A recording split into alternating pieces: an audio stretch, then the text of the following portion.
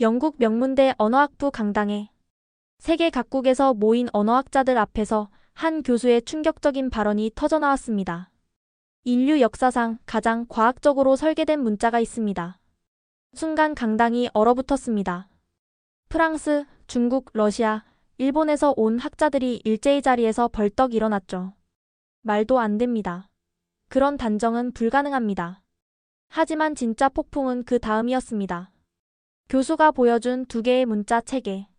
하나는 동양에서, 다른 하나는 서양에서 만들어졌지만 놀랍도록 유사한 설계의 원리를 가지고 있었습니다. 더 충격적인 사실은 두 문자가 무려 400년의 시간 차를 두고 서로의 존재도 모른 채 만들어졌다는 점이었습니다. 그중 하나는 왕이 만들었고 다른 하나는 글자 하나 읽을 줄 모르는 원주민이 창조했습니다.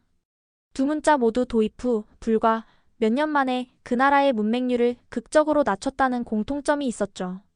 어떻게 이런 일이 가능했을까요? 이 놀라운 우연의 일치는 우리에게 무엇을 말하고 있는 걸까요? 제 심장이 쿵쿵 뛰었었어요. 옥스퍼드 캠퍼스를 가로질러 달리고 있었죠. 또 늦었었습니다. 고풍스러운 시계탑은 오전 9시 15분을 가리키고 있었어요. 맥스웰 교수님의 세계 문자 체계 컨퍼런스는 15분 전에 시작했었고 그분은 학생들이 늦는 것을 정말 싫어하셨었죠. 저는 오래된 강의실에 도착해서 숨을 고르려고 잠시 멈췄었어요. 제 팔에는 언어 역사에 관한 무거운 책들이 가득했었습니다. 제 지저분한 갈색 머리카락이 눈에 내려왔고 아무것도 떨어뜨리지 않으려고 머리카락을 불어서 치우려고 했었어요. 뭐 어쩔 수 없죠. 저는 스스로에게 속삭였었어요. 저는 거대한 나무 문을 밀어 열었었습니다. 문은 쿵하는 큰 소리를 내며 강당 전체에 울렸어요. 모든 사람들이 저를 쳐다보고 있었죠. 늦어서 죄송합니다. 맥스웰 경, 저는 조용히 말했었고 제 얼굴은 부끄러움으로 뜨거워졌었어요. 맥스웰 경은 강의실 앞에 서 계셨었습니다. 그는 키가 크고 단정한 은색 머리와 완벽하게 다듬어진 수염을 가지고 있었어요. 그는 정확히 여러분이 옥스퍼드 교수님에게 기대하는 모습 그대로였었죠. 아, 채닝 씨 함께 해주셔서 감사합니다. 그가 작은 미소로 말했었어요. 빨리 자리를 찾아주세요. 저는 뒷줄의 빈 의자에 미끄러지듯 앉았었습니다. 제 책들이 책상 위에 쿵하고 큰 소리를 내서 더 많은 사람들이 저를 쳐다보게 만들었어요. 저는 그냥 사라지고 싶었었죠. 채닝 씨의 극적인 입장 전에 제가 말씀드렸던 대로 맥스웰 경이 계속했었어요. 오늘의 컨퍼런스는 여러분이 언어와 문자 체계에 대해 알고 있다고 생각하는 모든 것에 도전할 것입니다. 저는 제 노트북과 가장 좋아하는 펜을 꺼냈었어요. 이것이 제 세계였습니다. 저는 올리버 채닝이고 역사 언어학을 공부하는 박사과정 학생이었어요. 쉽게 말하자면 저는 언어가 역사를 통해 어떻게 변화했는지 연구하고 있었습니다. 제 전문 분야는 라틴 알파벳이었어요. 영어와 많은 유럽 언어에 사용되는 ABC들이죠. 제 동급생들은 저를 라틴 알파벳의 가장 열렬한 수호자라고 불렀었어요. 저는 그 타이틀을 자랑스럽게 여겼었죠. 결국 라틴 문자는 전 세계에서 사용되고 있었거든요. 당연히 최고여야만 했었죠. 그렇지 않나요? 저는 맥스웰 경이 하루 일정을 소개하는 동안 노트를 작성하기 시작했었어요. 다른 나라에서 온 10명의 전문가들이 그들의 문자 체계를 발표할 예정이었습니다. 제 라틴어에 관한 논문은 오후 세션에 예정되어 있었어요. 오늘 첫 번째 발표자는 서울대학교에서 오셨습니다. 맥스웰 경이 발표했었어요. 박지우 박사님께서 상당히 대담한 주장을 하실 겁니다. 한글, 한국의 알파벳이 지금까지 만들어진 가장 완벽한 문자 체계일 수도 있다는 주장이죠. 저는 펜을 거의 떨어뜨릴 뻔했었어요. 가장 완벽하다고요? 그건 농담이어야 했었죠. 한국은 그저 세계 반대편에 있는 작은 나라였었어요. 어떻게 그들의 알파벳이 수십억 명이 사용하는 라틴어보다 더 좋을 수 있었을까요? 말도 안 돼요. 저는 중얼거렸었죠. 제 옆에 있던 프랑스 학과의 에마가 동의하며 고개를 끄덕였었어요. 맥스웰 경의 눈이 제 눈과 마주칠 때까지 제가 얼마나 크게 말했었는지 깨닫지 못했었습니다. 오늘 모든 분들이 열린 마음으로 들어주시길 바랍니다. 그가 저를 직접 쳐다보며 말했었어요. 특히 자신이 좋아하는 문자 체계에 대해 강한 의견을 가지고 계신 분들께서요. 여러 학생들이 저를 쳐다보자 제 얼굴이 화끈거렸어요. 몇몇은 희죽거리고 있었죠. 저는 자리에 더 낮게 앉아 제 자신을 더 작게 만들려고 했었습니다. 우리가 다른 체계를 진정으로 이해할 때 맥스웰 경이 계속했었어요. 우리는 종종 우리 자신의 편견을 발견하게 됩니다. 그것이 오늘 컨퍼런스의 목적입니다. 저는 제 노트북 가장자리에 라틴 문자를 낙서했었어요. 어떻게 제가 몇 년 동안 공부해온 알파벳보다 더 완벽한 알파벳이 있을 수 있을까요? 이 한국 교수님은 아마도 관심을 끌기 위해 그냥 과장하고 있었을 겁니다. 박 박사님이 연단에 다가갈 때 조명이 어두워졌었어요. 그녀는 제가 예상했던 것보다 키가 작았고 다채로운 전통 한국 드레스를 입고 있었습니다. 그녀가 마이크를 조정할 때 그녀의 미소는 진실하고 따뜻해 보였었어요. 소개해 주셔서 감사합니다. 맥스웰 경, 그녀가 말했었어요. 그녀의 영어는 약간의 억양만 있을 뿐 완벽했었죠. 한글에 대한 제 발표를 시작하기 전에 모든 분들께 간단한 질문을 드리고 싶습니다. 무엇이 문자 체계를 좋게 만드나요? 강의실이 조용해졌었어요. 저는 그런 식으로 생각해 본 적이 없었습니다. 아름다움인가요? 박 박사님이 계속했었어요. 역사적 중요성? 세계적 사용? 아니면 아마도. 그녀는 극적으로 멈췄었죠. 과학적 설계와 배우기 쉬움인가요? 제 연필이 낙서 중간에 멈췄었어요. 알파벳에 대한 과학적 설계라니 무슨 의미였을까요? 오늘 저는 왜 전 세계 언어학자들이 한글에 매료되어 있는지 보여드리겠습니다. 박 박사님이 말했었어요. 전문가들이 완벽한 음성 체계라고 부르는 알파벳이죠. 왕국의 모든 사람이 읽고 쓸 수 있기를 원했던 왕이 만든 알파벳입니다. 제 자신도 모르게 저는 호기심의 불꽃을 느꼈었어요. 왕이 모든 사람이 사용할 수 있는 알파벳을 만들었다고요? 그것은 수세기에 걸쳐 천천히 발전한 라틴어와는 달랐죠. 박 박사님이 슬라이드를 준비하는 동안 에마가 저에게 속삭이기 위해 몸을 기울였었어요. 이건 재미있을 거예요. 그녀가 말했었습니다. 모두가 최고의 문자 체계가 유럽에서 왔다는 것을 알고 있어요. 저는 고개를 끄덕였지만 제 머릿속에 작은 목소리가 궁금해했었어요. 제가 틀린 건 아닐까요? 제가 아무것도 모르고 무시해버린 이 한국 알파벳에 뭔가 특별한 것이 있을까요? 저는 스포트라이트가 밝은 눈처럼 무대를 가로질러 움직이며 각 새로운 발표자를 찾아가는 것을 지켜봤었어요. 마치 전투가 시작될 것 같은 느낌이었어요. 알파벳과 문자 체계의 전투요. 첫 번째 발표자는 파리 소르본 대학의 앤드루 아트였었어요. 그녀는 완벽한 빨간 립스틱을 바르고 멋진 프랑스 억양으로 말했었습니다. 프랑스 문자 체계는 세상에서 가장 아름다워요. 그녀가 긴 머리를 휘날리며 선언했었어요. 그것은 어떤 우아함이 있죠. 그녀는 프랑스시와 책의 슬라이드를 보여줬었어요. 그 단어들은 페이지 위에서 정말 예뻐 보였었죠. 물론 그녀가 계속했었어요. 일부 사람들은 우리의 철자 규칙에 대해 불평해요. 그녀는 잘생긴이라는 뜻라는 단어를 보여주는 새 슬라이드로 넘겼었습니다. 이것은 단순히 보라고 발음해요. 그녀가 설명했었어요. 이 UX가 함께 단 하나의 소리를 만드는 거죠. 저는 주변을 둘러보며 청중들의 혼란스러운 표정을 봤었어요. 심지어 제 옆에 앉아있는 에마도 인상을 찌푸리고 있었습니다. 저는 제 노트북에 적었어요. 한 가지 소리를 내기 위해 네 글자가 필요하다고? 라틴어는 분명히 그것보다 더 논리적이야. 다음은 베이징 대학의 리 웨이롱이었습니다. 그는 둥근 안경을 쓴 진지한 남자로 큰 자부심을 가지고 말했었어요. 중국 문자는 3000년 이상 살아남았습니다. 그가 말했었어요. 그의 뒤에 있는 화면은 작은 그림처럼 보이는 아름다운 기호들로 가득 찼었죠. 각 문자는 이야기를 담고 있어요. 이것은 산을 보여줍니다. 그리고 이것은 물을 보여주죠. 그 문자들은 마치 작은 예술작품처럼 아름다웠었어요. 우리의 평범한 ABC보다 보기에 훨씬 더 흥미로웠습니다. 우리 문자 체계는 5만 개 이상의 문자를 가지고 있어요. 리가 계속했었어요. 하지만 교육받은 사람은 약 8,000개만 알면 됩니다. 저는 턱이 떨어졌었어요.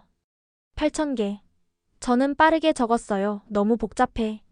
아이들이 어떻게 수천 개의 문자를 배울 수 있을까? 라틴어는 단지 26개의 글자만 있을 뿐인데. 여러 발표 후에 저는 더 자신감이 생겼었어요. 라틴 문자가 분명히 우수했어요. 배우기 쉽고 전 세계에서 사용되며 수천 개의 기호를 외울 필요가 없었죠.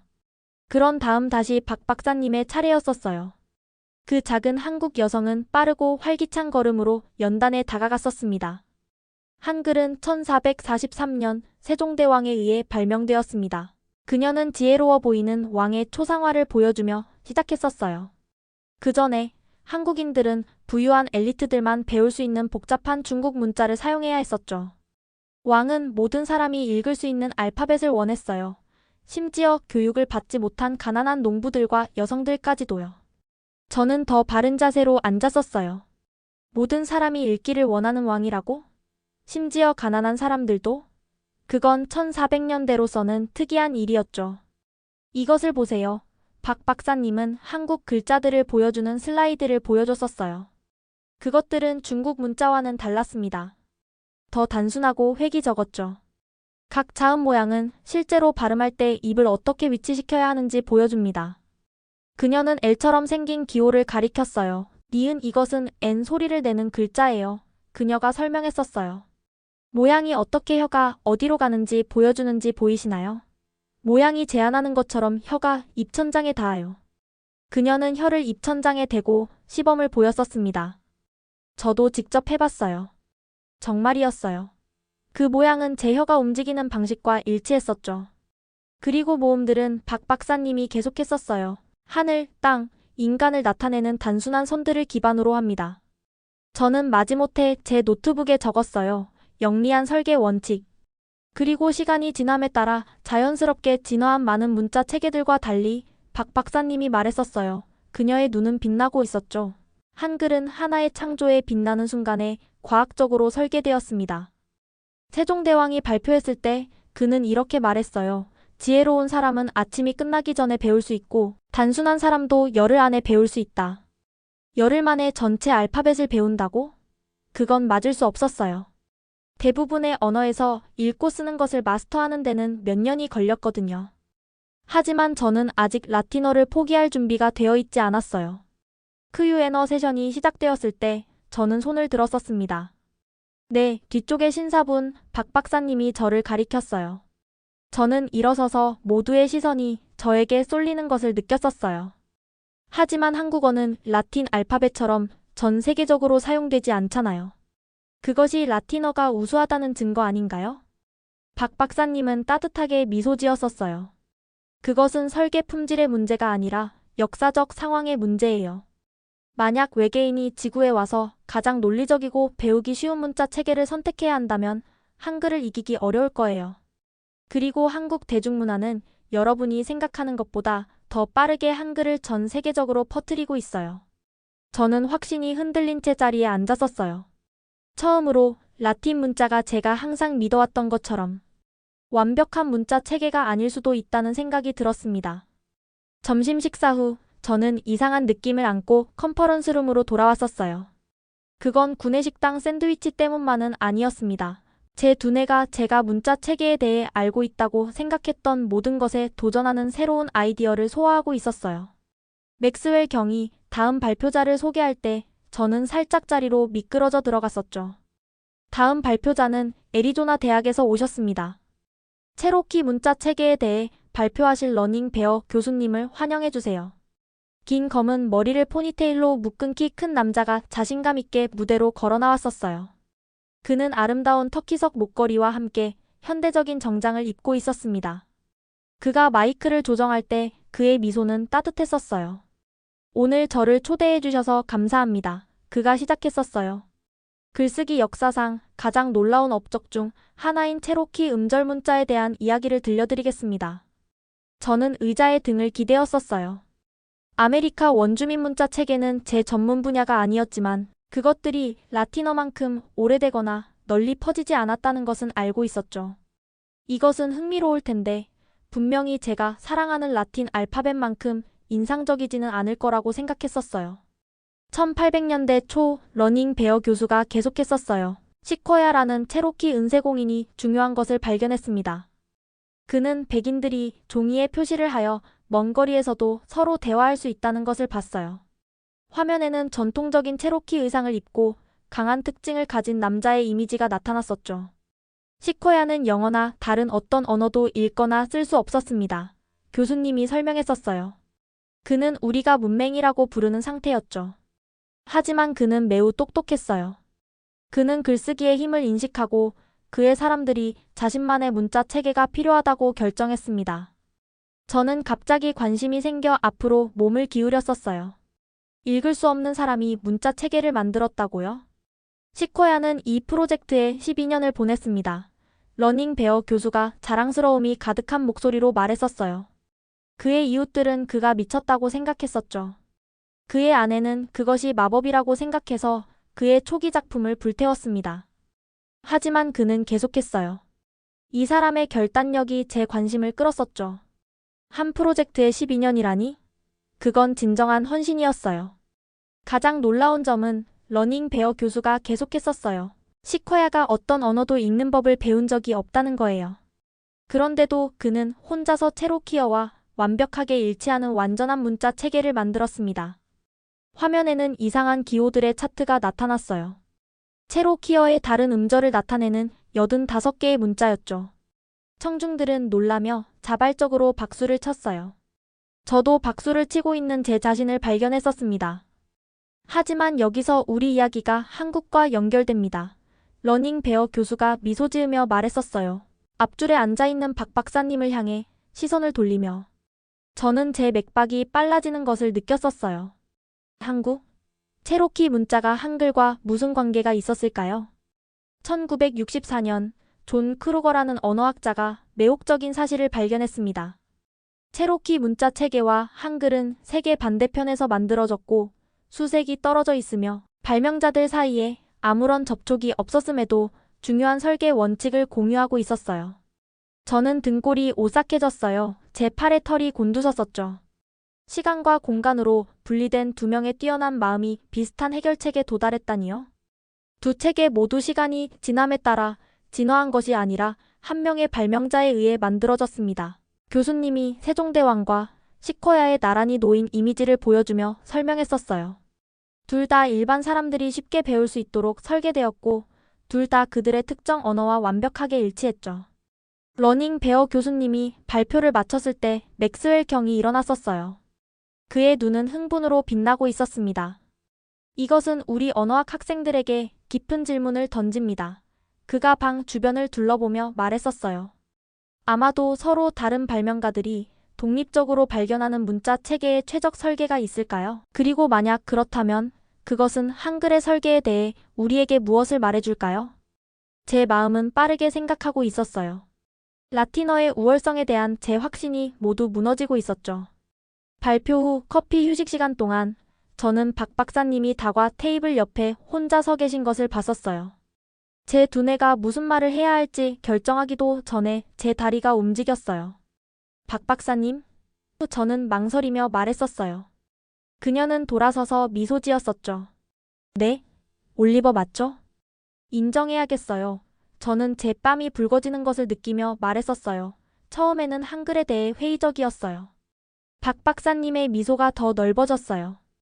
대부분의 사람들이 그래요. 더 많이 배우기 전까지는요. 한국어 단어를 몇 개 알고 싶으세요? 저는 제 열정에 스스로도 놀라며 열심히 고개를 끄덕였었어요.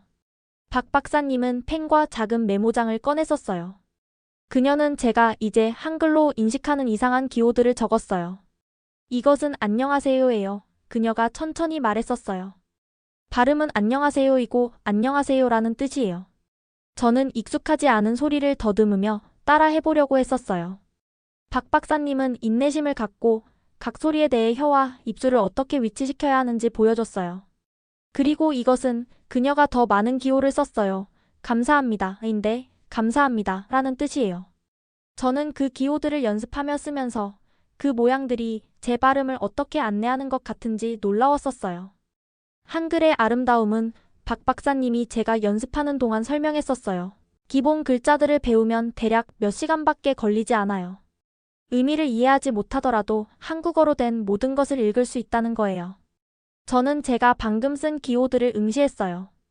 그것들은 더 이상 이상하거나 낯설게 보이지 않고 논리적이고 우아해 보였었죠. 정말 놀라워요. 저는 솔직하게 말했었어요.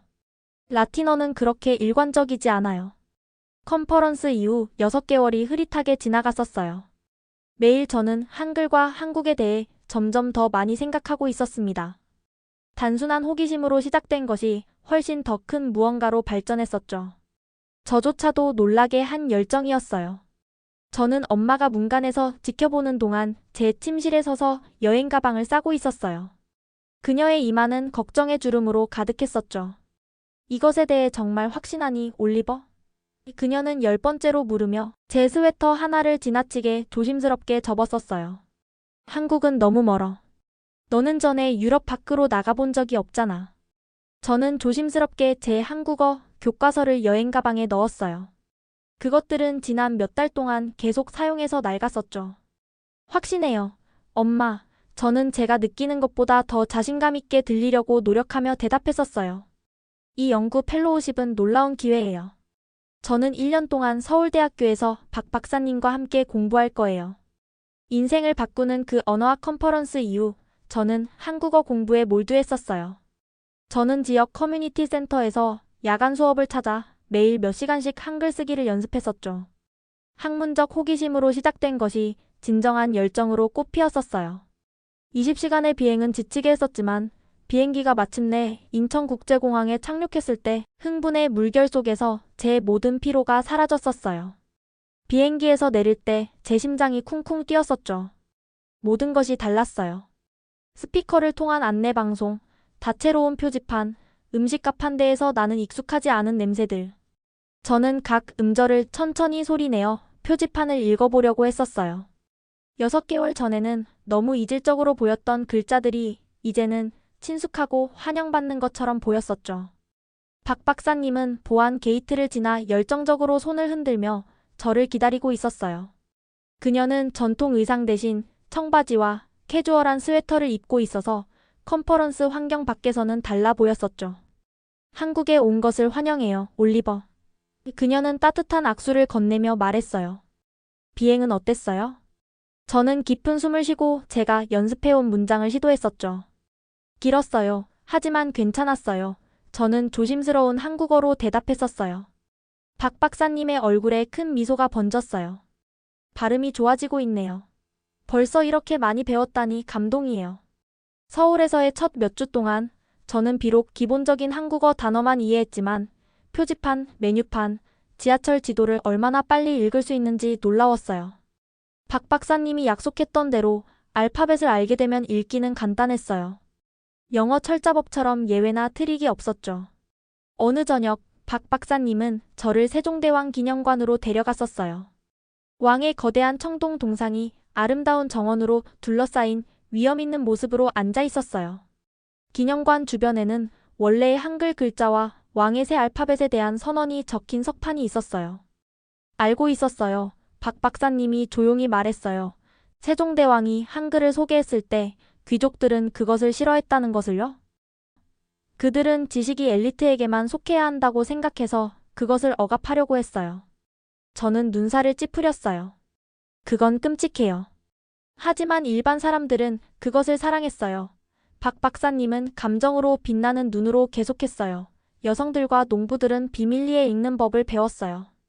그들은 편지와 시를 쓰고 지식을 공유했어요. 모두 모든 사람을 위해 설계된 알파벳 덕분이었죠. 그것이 문자 체계의 진정한 힘이에요. 그것은 지식을 가두거나 자유롭게 할 수 있어요. 10월 9일 저는 놀라운 것을 경험했어요. 한글날, 한글을 기념하는 국경일이었어요. 거리는 축제, 어린이 글쓰기 대회, 특별 전시회로 가득했어요. 영국에서는 우리 알파벳을 위한 휴일이 절대 없어요. 박 박사님과 제가 한글 서예 대회에 참가하는 아이들을 보며 웃으며 말했어요. 한국에서의 1년이 끝날 무렵 저는 한글뿐만 아니라 한국 전체의 사랑에 빠졌었어요. 처음에는 제 눈을 마르게 했지만 곧 제 최애가 된 매운 음식, 도시를 둘러싼 아름다운 산들, 그리고 특히 저를 너무나 따뜻하게 환영해 준 사람들까지. 서울에서의 마지막 저녁, 박 박사님은 저를 도시를 내려다보는 산 위에 있는 남산타워로 데려갔어요. 어둠이 내리면서 수백만 개의 불빛이 지상으로 내려온 별처럼 아래에 펼쳐졌어요. 제 박사 논문 주제를 선택했어요. 저는 그녀에게 말했어요. 저는 문자 체계가 문화 간의 문해율과 지식 공유에 어떤 영향을 미치는지 연구할 거예요. 그리고 한글을 주요 사례 연구로 사용할 거예요. 박 박사님은 미소 지었어요. 라틴어 수호자에서 한글 챔피언으로. 대단한 여정이네요. 저는 1년 전 컨퍼런스에서 얼마나 오만하게 행동했는지 기억하며 웃었어요. 그날 저는 너무 잘못됐었어요. 저는 문자 체계가 단지 도구라고 생각했지만 그것들은 훨씬 더 많은 것이에요. 그것들은 문을 열거나 벽을 세울 수 있어요. 저는 한글 간판이 곳곳에서 빛나는 서울의 반짝이는 스카이라인을 바라보며 제 마음의 변화에 감사했어요. 하지만 제가 보는 곳마다 제가 언어에 대한 관점을 바꾸게 한 알파벳인 한글을 볼 수 있었어요. 감사합니다. 한국. 저는 속삭였어요. 예상치 못한 곳에서 최고의 아이디어가 나올 수 있다는 것을 가르쳐 주셔서 감사합니다. 오늘의 사연은 여기까지입니다. 앞으로도 계속해서 감동적인 이야기로 찾아올게요.